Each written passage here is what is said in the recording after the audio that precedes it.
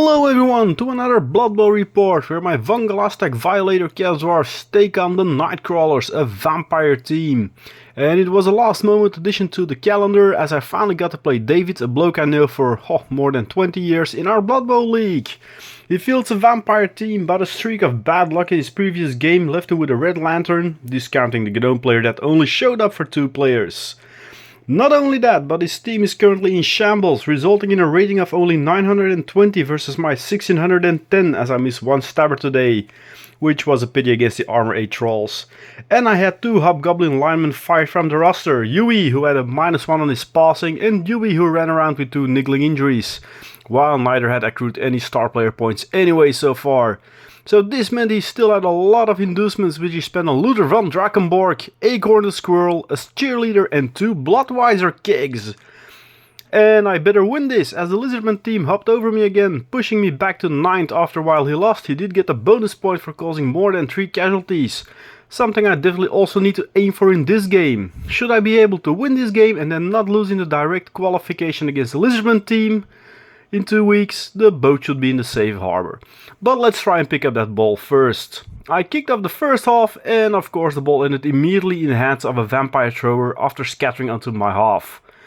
The vampires immediately started to push, the Vargeist knocking over Totrit Lavafor, but luckily only stunning him after breaking through his armor. Carvel Loreflame took revenge for this insolence though, immediately removing Acorn as a badly hurt in a hard block. That is 1 star player taken care of in my first turn.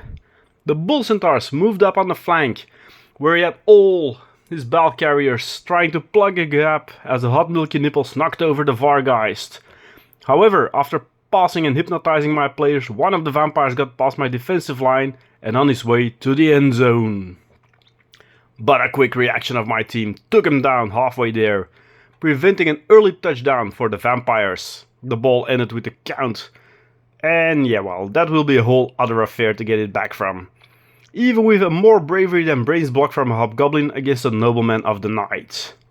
But Cojones Grande made it back in time, as Bloodlust caused a turnover on the vampire side, and with collective effort, they knocked the star player down.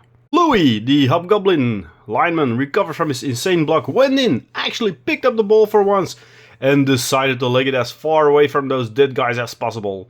With the whole side cleared by the team, it was a long but open road to the end zone, so we just needed to keep them at bay.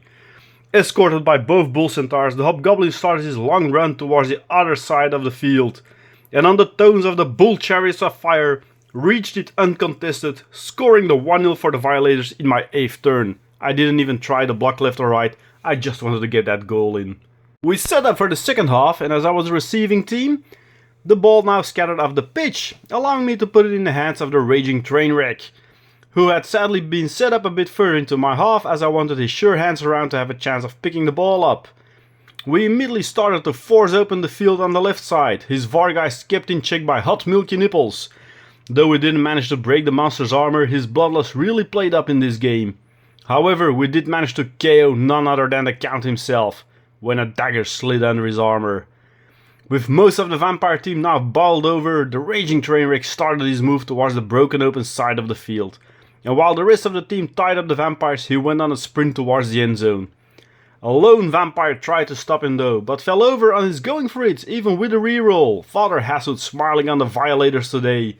And taking no chances, the Raging Trainwreck crossed the line and scored a 2-0, which should be enough to take the win today. His KO and injury box had filled nicely, but thanks to his kicks, all the KO players duly returned for the next drive. Both teams set up again, and as a kickoff result, we both received bribes to be used this, well, few remaining turns of the game. The Chaos Wars tried to hold the line, because should they be able to keep this result, they would score an additional point in the league rankings, and we need each and every point that we can. The vampire thrower moved up with the ball, the Violators trying to make a solid wall to keep them at bay and locking in the vampires as a result, behind the wall of armor 10 and block. The left side was close up tight, the Vargeist spending most of his time being prone. But Luther got the ball past to him, and as a vampire blitzer had sneaked through thanks to his gaze, the Count handed the ball back to him for the score. With only 2 turns for me to go, I had to try something, and it was time for a pure epic moment. Cojones grande, him again, stormed in and with the one die block balled over the blitzer, making him drop the ball. The Bull Centaur dodged onto the ball, picked it up, yes, that's both pickup attempts of the day, successful, and all he had to do was, well, survive Count von Drakenberg, who was standing right next to him. But of course, for every epic moment, there is the moment Hot Milky Nipple screws up. And with a both down result against the Vargeist, managed to injure himself in my final activation, resulting in a misnext match in the all-important game for qualification against the Lizardman team, who has 6 Sauruses and a Croxigore. Damn, there goes my muscle bully.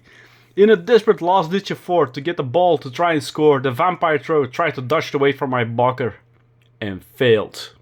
And thus ended the game. A 2-0 victory for the Violators, though I didn't manage to get that third casualty unfortunately. Still, that is 4 points gained today, and for now elevating me to 7th in the league ranking. Totrid Lavafor was elected MVP, and that meant of course it was time for random skill rolling. And those actually went pretty good, with both the Raging Trainwreck and Ragnar Caradras obtaining Mighty Blow. Maha. Totrid Lavafor adding Pile Driver to his skill list, so yeah, that's my third blocker with Pile Driver, but eh. And most importantly, Louis, my Hobgoblin who made that strange block against the count, he got Frenzy. Those Skinks and Halflings that I still need to face can expect a foam-frothing Hobgoblin coming their way.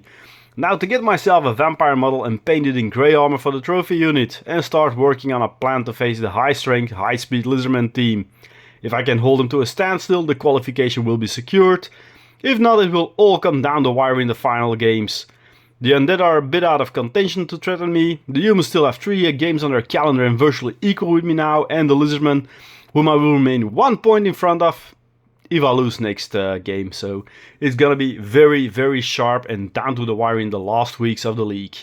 It's going to be close, but I think tonight's victory has gotten me through to the league phase, though too close for comfort to see over the whole season, and well, those Halflings will have to get it for those extra points.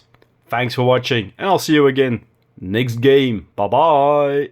Did you like the Chaos Dwarf content in this video and want to know more about Chaos Dwarfs? Then check out the Chaos Dwarf online forum by scanning the QR code you now see on screen.